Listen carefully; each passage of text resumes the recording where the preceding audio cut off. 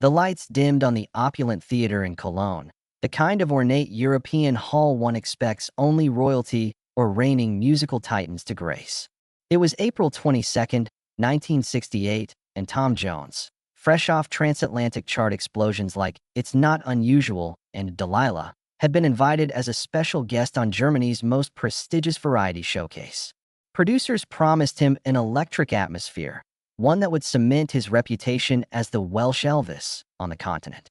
Instead, he found himself staring down a wall of hostile faces before a single note could soar. By the end of his very first song, a storm of boos and hisses drove him from the stage. Overnight, the British powerhouse became a punchline, the singer who'd been booed off before Europeans even knew how to say his name. Section 1 unfolds in three overlapping threads: history, expectations, and motive, so the audience feels the full gravity of what went so disastrously wrong. First, we rewind to the post-Beatles British invasion era. Swinging London was reshaping the global musical map. The Rolling Stones were in the charts, the Who were bulldozing hearts, and Tom Jones had burst onto the scene riding the wave of his robust baritone and raw charisma. By 1968, though, the tide was shifting. Kleenex pop crooners were passé, and hard-edged rock and psychedelia ruled youth culture. German TV producers sensed they could capitalize on Jones's still-bubbling fame, but only if he delivered a show-stopping performance. The stage was reserved for the new cutting-edge acts. The reception would test whether Tom's booming pipes and hip-wiggling stagecraft could withstand a skeptical, more sophisticated European audience. Second, we examine the setup. His management underestimated local cultural codes. In the weeks before the show, German press had portrayed Jones as raucous and unpredictable, hinting at a scandal waiting to happen. German youth magazines ran photos of him mid-strut and mid-pout, labeling him the dangerous Welsh wolf. Rather than welcome him, the audience arrived primed for transgression. They'd expect a wild romp, but were prepared to jeer if he crossed any unspoken lines of propriety. Meanwhile, backstage rumors flew. Was he late? Would he flout curfew? Would he, God forbid, mess up the German lyrics to Green, Green Grass of Home? His wardrobe was a staying of the pants glittery suit, a gamble that either showcased his showmanship or looked garish to restrained Teutonic taste. Third, we lean into motive. Why the barrage of boos? The answer emerges in the clash of style versus substance. As the house lights rose, Jones strode on with his trademark bravado, launched into the intro chords of I'll Never Fall in Love Again, and immediately the audience broke in boos. His grin faltered midline. Shouts of Zulot, too loud, echoed. Some lobbed half-empty beer mugs. Others demanded apologies. Tom, unused to hostility, tried to ply them with charm. Danky Sean, he winked. But every syllable only deepened their contempt. The more he smiled, the louder they jeered. In those first 3 minutes, we see a collision of competing energies. Jones's boundless enthusiasm fighting a wall of premeditated resistance. The crowd's hostility wasn't born of a botched lyric or poor sound. It was a cultural rebellion against an image they'd been primed to hate. He wasn't just a singer. He was an emblem of Britain's restless youth, forcing them to choose: embrace his vitality or reject an avatar they didn't trust. By intertwining these threads, era context, promotional misfires, and audience psychology, we set the stage for the core of Section 1. Viewers will feel the shock of his fall from grace before we cut to the aftermath. Tom Jones, baffled and bruised, backstage under harsh lights, hearing the muffled sound of applause as German audiences cheered on the next performer. The contrast between that collective embrace and their earlier venom became the defining moment of his European learning curve, and, ultimately, the catalyst for his transformation into an international icon who knew how to win back any crowd, even the most hostile. Backstage that night, the air felt impossibly still after the storm of boos. Tom Jones sat slumped on a folding chair beneath blinding corridor lights, his trademark pompadour flattened by shock. Sweat beaded on his brow, mixing with tears he refused to let fall. A stagehand hovered with a towel, offering silent condolences. When Jones finally spoke, his voice was hoarse, not from singing but from the raw ache of humiliation. "I thought I understood show business," he murmured. "But this I never expected." His manager, a steely-eyed veteran of the British invasion, paced in a corner, phone pressed to his ear as he fired off terse reports to promoters and record executives. Every ring echoed a question. Could Jones recover from this public rebuke? Within hours, the German press unleashed a barrage of scathing headlines. Berliner Morgenpost labeled him the Welsh Wolf Hunt's defeat, complete with unflattering sketches of his faltered bravado. TV critics replayed clips of the jeering crowd, faces contorted in anger, arms crossed in collective defiance, framing Jones not as an artist, but as an unwelcome import. In London, his fan club's telegram machine buzzed with frantic messages urging calm. RCA Records released a carefully worded statement expressing regret over technical issues, pledging Jones's return under better circumstances. But everyone knew that personification of technical issues wouldn't fix the deeper misalignment between performer and audience that night in Cologne.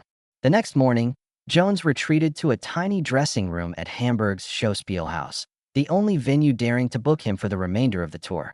He leaned over a narrow sink, splashing cold water on his face, seeking clarity in the mirror's reflection. His manager stood in the doorway, tones softened but eyes intense. "Tom," he said quietly, "you've survived tougher crowds than this. Remember the Workingmen's Union Hall in Newcastle? They called you every name in the book until you turned them around. We need that man again." The memory of that night decades earlier, when a raucous minor audience had broken into applause by the final song, stirred something fierce inside Jones. If anyone could win back the Germans, it was him. That spark ignited a plan. Instead of abandoning Germany, Jones doubled down. For the next 48 hours, he dove into cultural immersion. He found a rented room above a bakery and pored over phrasebooks, memorizing Guten Abend, Danke sehr, and even lines from German folk songs. He listened to Bavarian radio, deciphering local humor and gauging which chords elicited warmth rather than contempt. He phoned a German-American friend fluent in both cultures and asked for blunt feedback. "What would you do if you were me?" The answer was unequivocal: humility and authenticity. Drop the glitter suit, mind your volume, speak from the heart, and they might just listen. Armed with a simple gray jacket instead of sequins, Jones returned to the stage of Hamburg's theater for a ticketed surprise show advertised hastily as a special evening with Tom Jones, in German. Word of the impromptu gig spread quickly through local taverns and cafes. Frustrated critics sniffed that it was a desperate stunt, while die-hard fans sniffed in irresistible curiosity. When he stepped into that smaller spotlight, he felt no fear, only the raw energy of a performer determined to reconnect. He began with a low-key ballad in German, warbling the lyrics with a surprising delicacy that contrasted sharply with the bombast of his usual stage persona. The crowd listened in guarded silence, uncertain whether to boo or applaud. Then Tom paused, breathed in the hush, and shared a confession in halting German. "Ich hat Angst letzte Nacht. Danke, dass hier seid. I was afraid last night. Thank you for being here." The words landed like a bridge across a chasm. Whispers rippled through the audience before a single clap broke out. Encouraged, he launched into Delilah, mid-song adding a playful los, mocked MIT, to invite participation. The theater transformed. Beer mugs rose, voices joined in chorus, and for the first time that tour, he felt the electric warmth of genuine acceptance. By the final note, the crowd was on its feet, stamping, cheering, a triumphant chorus of redemption.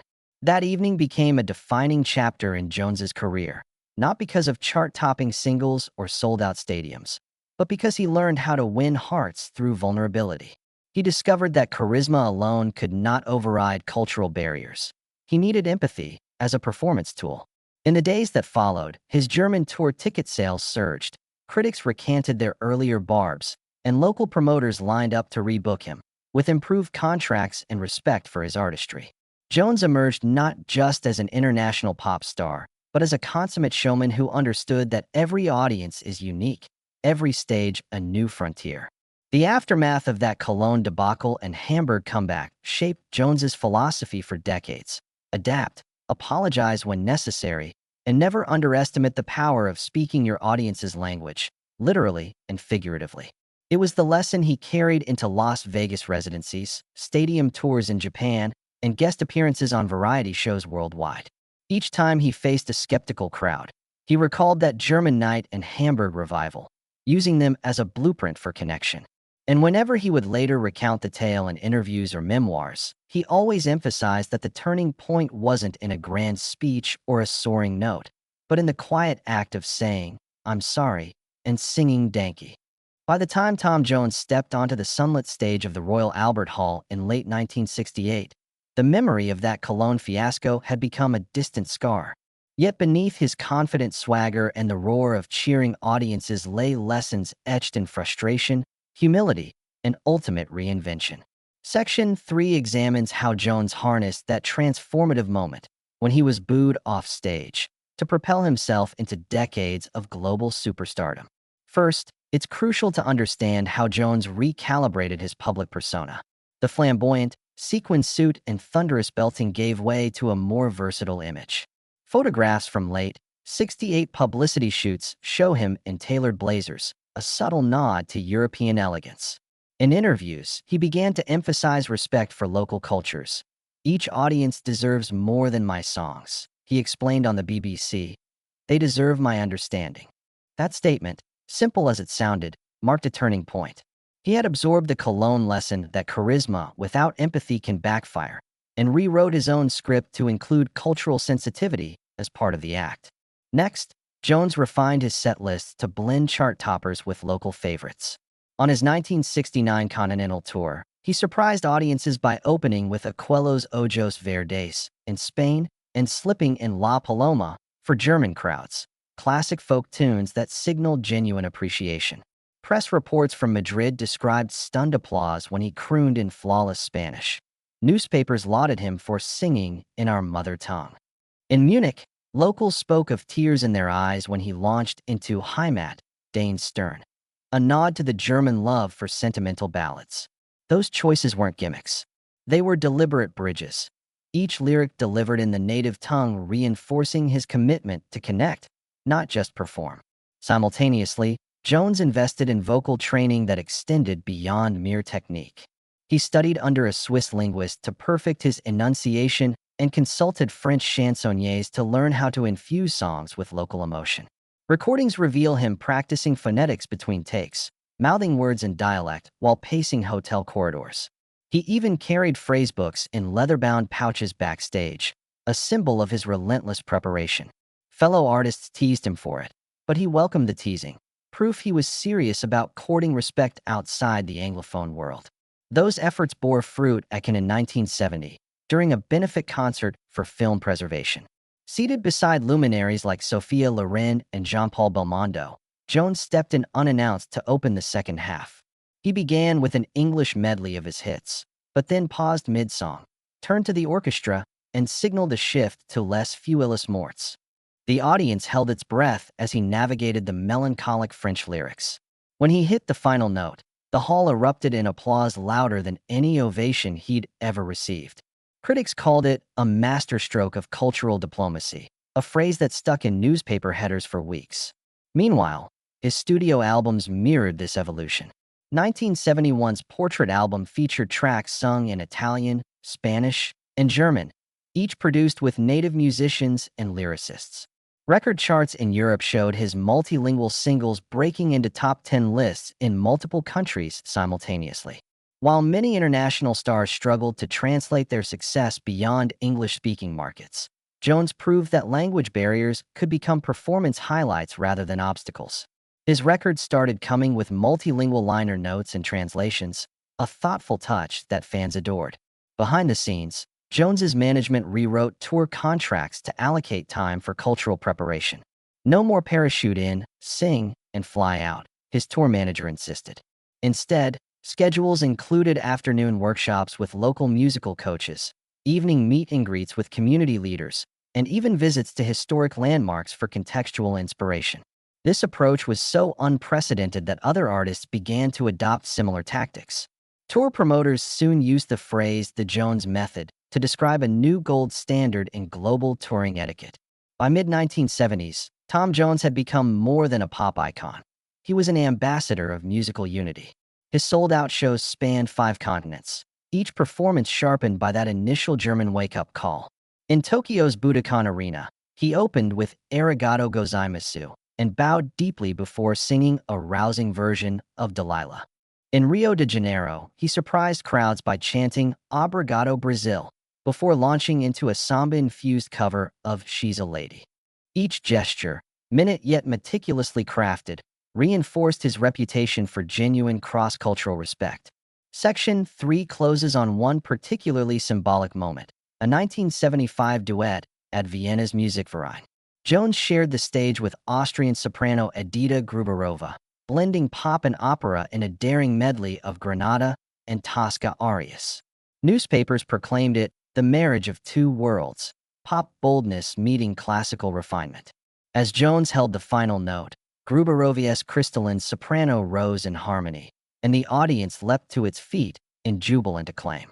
In that instant, he'd completed the circle. The artist, once driven off stage by contempt, had become the performer others yearned to share the spotlight with. From that defining triumph in Vienna onward, Tom Jones rewrote not just his act, but the very blueprint of live performance. He recognized that audiences craved more than a powerful voice. They sought an immersive experience. So in subsequent tours, he collaborated with cutting-edge lighting designers to sculpt mood shifts in real time. Warm ambers during ballads, electric blues for rock anthems, and pulsing reds at the peak of Delilah. He introduced synchronized video backdrops featuring local landmarks, weaving each city into the fabric of his show. On stage, dancers clad in regional attire punctuated key songs with steps drawn from local traditions. These innovations transformed his concerts from mere recitals into co-created celebrations of community, an ethos born on that Hamburg recovery night, when he first asked the audience to join him rather than just watch. He also used his platform to unite global causes. In 1985, he headlined Live Aid's Philadelphia concert, arriving in a modest suit and dedicating What's New Pussycat to the famine victims of Ethiopia. Between songs, he paused to share personal reflections on responsibility and compassion, his Welsh brogue carrying the weight of sincerity. Later, at Nelson Mandela's 70th birthday tribute in Wembley, he performed Help Yourself alongside South African bands, highlighting the power of music to bridge political divides. These appearances carried echoes of his Hamburg spirit, humility, empathy, and cultural respect. More than chart positions, his legacy grew through these humanitarian stages, proving that the singer once booed off stage could command any platform with grace and authenticity. Jones's approach left a lasting imprint on fellow performers. Elvis Presley's Live Aid set drew comparisons to Jones's empathetic interludes, while Robbie Williams credited him with teaching the art of genuine audience dialogue. Artists like Cher and Madonna cited his fearlessness in navigating cultural landscapes as inspiration for their own reinventions. In academic circles, scholars analyzed his career as a case study in cross-cultural branding, how a singer's willingness to adapt can unlock new markets and sustain relevance across decades. Even indie bands mimic his practice of integrating local sounds when touring abroad.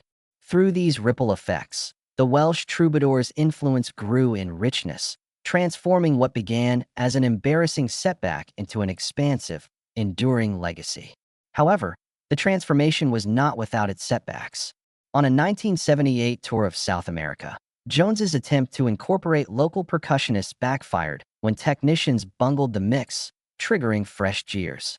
Yet he applied the same Recover and Connect playbook. He paused the show, apologized in Spanish for the technical glitch, and invited the percussionists to play an impromptu solo. The crowd rallied around the musicians, and by the encore they were chanting his name. That willingness to own mistakes and reframe them as moments of communal creativity became Jones's signature move. It underscored that authenticity is forged not in flawless execution but in honest repair, a lesson first learned under fire in Cologne and perfected on stages around the globe.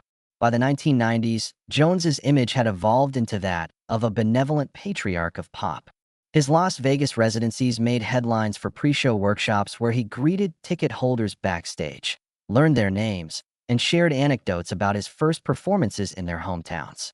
During one residency at the MGM Grand, he recalled to a Kansas City fan that he once sang She's a Lady on her street. Her family's bakery had closed early to hear him, and she'd phoned him afterward for a private encore that brought him to tears. Moments like these became the connective tissue of his brand. His concerts no longer felt like distant spectacles, but intimate gatherings where the line between star and audience blurred, a transformation seeded by the booze in Cologne and nurtured by his subsequent humility. Today, approaching his ninth decade, Tom Jones's teachings resonate in every sold-out arena and intimate club. At masterclasses in Cardiff and Nashville, he recounts the night he was booed off stage not as a badge of shame, but as a badge of wisdom. His touring philosophy, listen first, sing second, has become gospel for performers worldwide.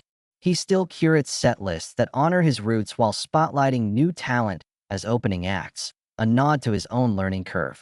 And in his memoir, he reflects, "That night in Cologne taught me that ego is the heaviest armor. When you lay it down, you find a universal stage." That credo stands as his lasting legacy, a global anthem born from discord and transformed into a universal song of connection. Tom Jones's journey from that jolting night in Cologne to the apex of global stardom didn't just reshape his career. It rewrote the very rules of live performance and artist-audience connection. In the decades since, he has distilled the wisdom of that humbling setback into a living playbook, one that he now imparts to every new generation of performers. In this final chapter, we explore how the booed-off fiasco evolved into his defining legacy, a testament to adaptability, empathy, and the transformative power of vulnerability. We begin in the late 2000s, when Jones embraced a new role as mentor and storyteller. He launched intimate Night of 1,000 Voices events, seated on a simple stool under a single spotlight, armed only with an acoustic guitar and his prodigious baritone. Gone were the sequined jackets and roaring stadiums. In their place, raw confessionals interwoven with song. At one such event at London's Union Chapel, Jones paused mid-lyric on "What's New, Pussycat?" and addressed the hushed crowd. "In 1968, I felt invincible, until I wasn't. That night taught me more than any ovation ever could." The audience leaned in, hanging on every word, as he transformed his near ruin into a bridge of shared humanity. Critics lauded the format as masterful, but for Jones it was simply homecoming, a return to the essence of performance stripped of pretense. Next, we retrace his advent into digital storytelling. In 2018, commemorating the 50th anniversary of that infamous Cologne set, Jones collaborated on a 6-part web series titled Beyond the Booze. Each installment zeroed in on a different locale, from smoky German variety halls to the neon glare of Las Vegas, and featured candid interviews not only with Jones, but with the road crews, local promoters, and even a few original Cologne attendees. He revisited his own archival footage, watching the booze ripple through the camera lens. Then he dissected his Hamburg comeback performance in split screen, contrasting his initial armored bravado with the humility that won hearts 2 nights later. The series went viral among music aficionados and theater students, praised for its unflinching honesty and its blueprint for cultural engagement.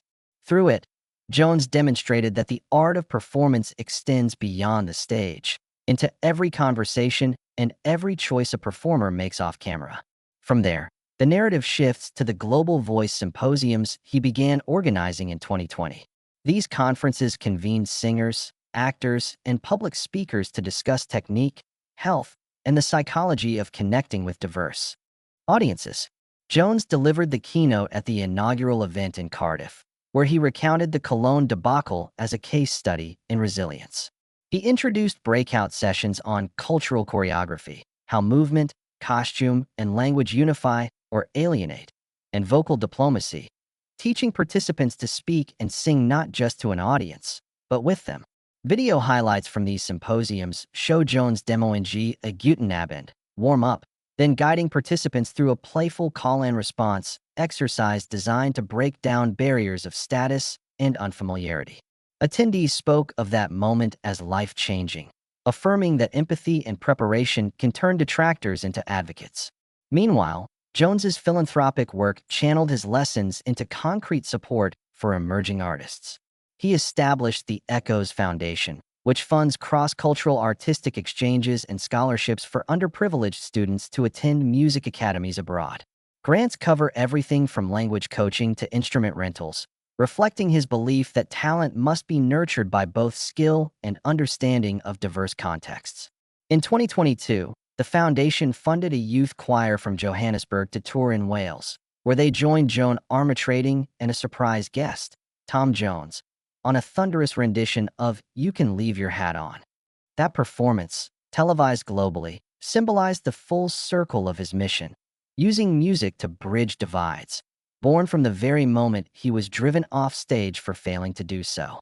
We then turn to his influence in academic and artistic curricula. Universities in London, New York, and Berlin now teach the Jones model as part of music business and performance studies. Students analyze his tour contracts, noting the clauses mandating cultural workshops and collaborative jam sessions with local musicians. Case studies examine his Hamburg humility and his multilingual albums, drawing parallels to modern global marketing strategies. In a London conservatory lecture, one professor remarked that no artist encapsulated the balance of authenticity and adaptability as vividly as Jones, a remark echoed in textbooks and conference panels. His legacy thus lives on not only in sold-out arenas, but in lecture halls where the next generation of entertainers learn why connecting with an audience means speaking their language, in voice and soul. Finally, we arrive at Tom Jones in the present day, approaching his 9th decade but still an electrifying presence. He recently capped a triumphant world tour with a sold-out residency at the Royal Albert Hall, returning full circle to the venue where he first proved his mettle after Cologne. This time, he opened with a gentle piano intro and his tear-tinged rendition of Without Love, There Is Nothing. Mid-song, he paused and said softly, "This orchestra reminds me of Hamburg. Thank you for standing by me." The audience rose in a standing ovation that lasted several minutes, an ironic echo of the boos that once drove him away. It was not just a redemption, but a celebration of the lessons he'd learned: humility, cultural empathy, and the endless art of connection. As we close this chapter, the voiceover poses a challenge to every viewer. What's your Cologne moment? Your unexpected fall from grace or public setback? Will you recoil, or will you lean in, learn the local tongue of empathy, and rise again? Tom Jones's story shows that any mistake can be the fertile soil for a richer harvest of authenticity and respect. The boos that once nearly silenced him became the catalyst for a legacy far louder and more enduring than any spotlight. And that, ultimately, is his greatest encore, transforming failure into a universal anthem of human connection that he channels that wisdom through the Echo's foundation, awarding grants and scholarships to artists navigating upheaval. Programs support health therapy for injured musicians, language coaching for touring performers, and mentorship for singers whose dreams hinge on a break. The foundation supports those at crossroads, underscoring the belief that creative spark thrives most when grounded in compassion. Jones sees every grant as a living echo of his Hamburg revelation, proof that empathy can transform doubt into triumph on any stage. His digital legacy expands through web series, podcasts, and live streams where he recounts career lessons and invites guests to share setbacks. On Beyond the Boos Anniversary Live, Jones answered fan questions about resilience and performed stripped-down acoustic numbers interspersed with anecdotes. Emerging artists tune in for practical tips: how to adapt set lists for cultural contexts, frame introductions with humility, or pivot swiftly after an onstage mishap. This blend of storytelling and actionable guidance cements his role as the pop world's most empathetic elder. Academia embraces his model too. Music schools from Berlin to Bangalore teach the Jones method in curriculum, focusing on cultural immersion, language adaptation, and audience engagement strategies. Case studies analyze his pivot from Cologne disaster to Hamburg triumph, and his multilingual album releases as marketing masterstrokes. Professors highlight his touring clauses mandating local workshops and cultural briefings. By studying his journey, students learn that a performer's true instrument extends beyond voice. It includes respect, research, and responsiveness to every new crowd. Beyond instruction, his influence shapes production too. Contemporary tours incorporate regional themes in lighting, staging, and wardrobe, practices inspired by Jones's early experiments with local aesthetics. Iconic acts now consult cultural advisors and embed community elements into set design, a trend that traces directly to his transformative Hamburg strategy. Jones's early willingness to apologize and adapt set the template for mindful touring, proving that authenticity resonates more deeply than spectacle. His legacy lives on in every show that honors place as much as performance. He remains active on stage. In recent years, Tom headlined sold-out residencies in Las Vegas and Dubai, weaving local languages and motifs into his set. In Dubai, he opened with Assalamu Alaikum before launching into a jazz-inflected She's a Lady, eliciting roaring approval. In Las Vegas, he collaborated with Mexican mariachi musicians for a special rendition of Delilah, blending genres in joyous fusion. Each reinvention reflects his belief that every gig is a fresh dialogue, not a monologue, an approach born from the sleights of Cologne and matured through decades of cultural diplomacy. His memoir, published this year, closes with a chapter titled Rewinding the Tape, where he reflects on missed chances to say sorry and missed chances to connect. He recounts the weight of pride that once tripped him up and how humility became his most agile asset. Readers find themselves rooting for his return whenever adversity strikes. That lived experience offers a map for anyone navigating personal or professional pitfalls. Turn stumbles into stepping stones, and let every boo become fuel for the encore. Tom's final invitation echoes in concert halls and classrooms alike. Embrace discomfort as a classroom and engage every community you encounter. Whether you're a chart-topping star or singing in a church choir, his story demonstrates that at the intersection of talent and understanding lies true connection. When you step before an audience, remember that voice falters without empathy. Adapt your performance, speak their language, literal or metaphorical, and you'll transform skeptics into devotees. As the spotlight dims on this tale, viewers are left with a question. What's your Cologne moment?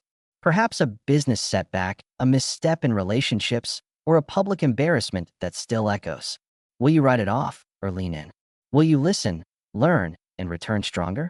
Tom Jones's life stands as proof that redemption lies in the willingness to adapt, turning every tumble into a triumph, every jeer into a chorus of applause. And so, when you humidify your vocal cords or ready your next proposal, recall the Welsh singer whose boom turned to whisper and back to roar. Let his journey remind you that resilience, humility, and cultural curiosity can unlock doors you never imagined. The greatest encore isn't a final bow. It's the myriad ways you rise after the fall. Now it's your turn to press play on your own story. Meet your audience where they are, sing what they need, and watch skepticism yield to celebration.